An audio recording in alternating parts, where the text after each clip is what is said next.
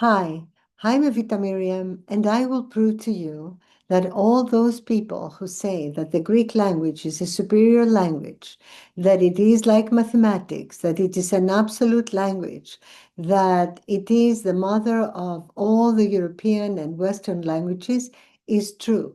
And I will prove it to you with simple math that even a 10-year-old can understand. Now, bear with me, stay with me, and I'm going to show you. This is the tables, these are the tables of correspondences brought to us by Pythagoras 2,600 years ago. According to these tables, it's very easy. You see from 1 to 9, then from 10 to 90, and from 100 to 900, you have the sequence of the Greek alphabet. Now, some letters have been extinct, like F doesn't exist. It's Digama, it's an ancient letter. Q at the position of 90 doesn't exist anymore. And the some P letter at 900 doesn't exist anymore. The form of those letters is rather similar, but is not the same. I took this from the Latin keyboard, right? Because these letters don't exist anymore. But this is what Pythagoras brought to us, right? He said that whatever you calculate every letter has a number. And when you add the letters, the values of each letter, you can have the meaning, the deeper esoteric meaning of every word. And that is called arithmosophy, or for some, numerology. But I have discovered an ancient method, and okay, I found it in a book. It's a long story. It doesn't matter. Let's say I didn't invent this, but I downloaded the following proofs that show the first, that there is a divine intelligence, and second, that the Greek language is indeed the most amazing language in terms of its correctness, accuracy, because whatever you write accurately in Greek and in time shows what it is. And let me prove this to you. For example, we will not go to the names or this. We'll go to the proof of the archangels. Now, all the names of the archangels, and there are 100 archangels' names, all right? They add up to different numbers, like Archangel Gabriel is 1167, Archangel Michael is 1702, etc., etc. So, but if you take the number of the addition of the letters of the name in Greek, written in Greek, and you reverse that number and you add it to the original, you have a palindrome. Now that is only for the archangels, and all the archangels' names add up with this method, to palindromes. And it is indeed in those texts of Arithmosophy said that the gods have three-digit numbers, that the devas, the angels, have 4-digit, and that the humans have 5-digit. And now look at this. Archangel Sandalphon and Archangel Metatron, who used to be, Sandalphon was Prophet Elijah in a past incarnation, and Metatron was Enoch, who wrote the Book of the Angels.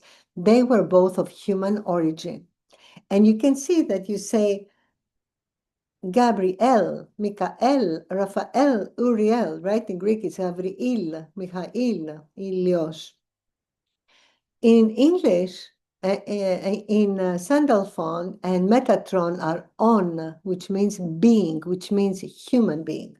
So those two have 5-digit numbers in their names.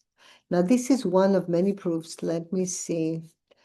Okay, April and May of each year have the same esoteric number. Now, esoteric number is the final number. Once you calculate, then you reverse the number, you add it to the original, that's the esoteric number. They also have esoteric numbers.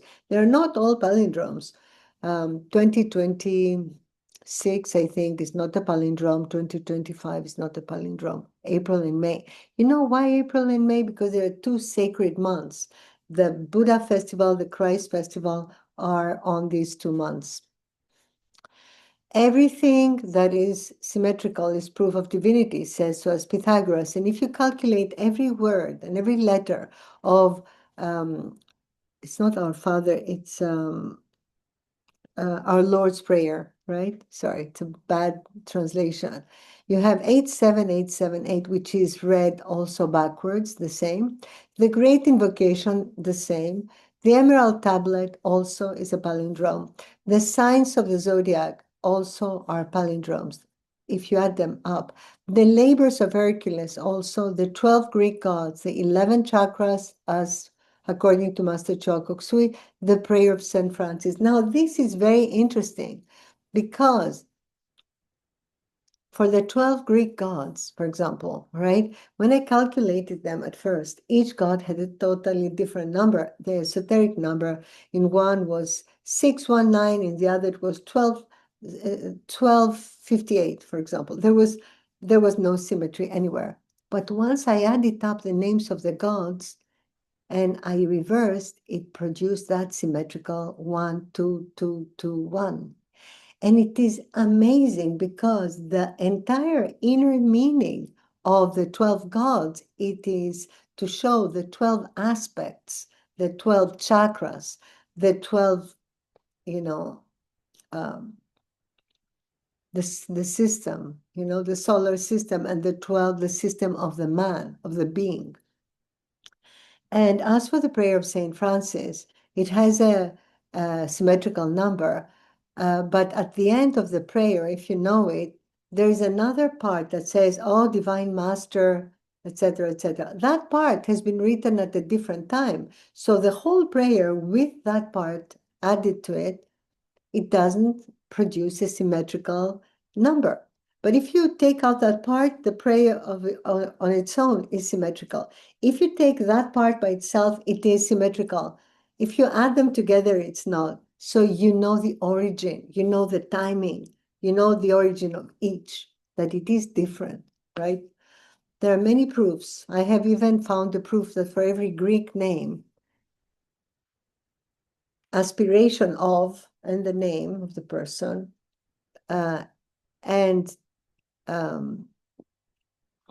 hold on, spiritual aspiration of and destination of. Destination of, which is a short number, is like 940. And spiritual aspiration of, which is a 1669 number, bigger number, added to the same name of the same person. It produces two different numbers, obviously, right? So if you reverse and add, it always produces the same esoteric number for every Greek name. That is an amazing proof. I mean, I know I discovered it, but even so, it would be entirely hypocritical not to say it's an amazing proof. And you know what? It's not mine. It came from above. Nothing is ours. This is how language was transmitted to human beings. This is how everything, all inventions, all discoveries are transmitted to all human beings. The Greek language is a mathematical language. It's accurate. So now for Greeks who are skeptical, I can show you the proof in Greek. So you can see. If you want, you can buy my book, Pollux, that has all the proofs in it. And in Greek, it has the Greek, at the end, it has the Greek tables and the Greek proofs. So you can see everything. And, you can verify the truth of what I'm saying. I wrote it in English because the Greeks, we know that the Greek language is amazing. You can't speak any language if you don't use Greek words. Like every European language is full of Greek words of Greek origin. If Greece said you can't use anything that is ours, you wouldn't be able to speak.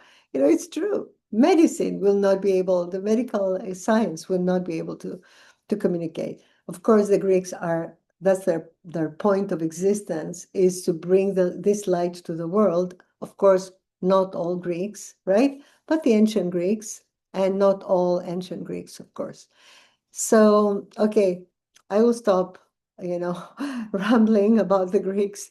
I just would like everyone to be able to appreciate that immense value and accuracy of the Greek language. And this is why some people want to change the way the words are written so that we don't know what they mean. We change the meaning. When you change the way things are written, you change the meaning. For example, Archangel Raphael is with two F's. It used to be written when I was a child with two F's. So that's, if you didn't have that, if you don't know that, if you're not old enough, you can't even verify some proofs. So that's it about the Greek language. More soon. Bye.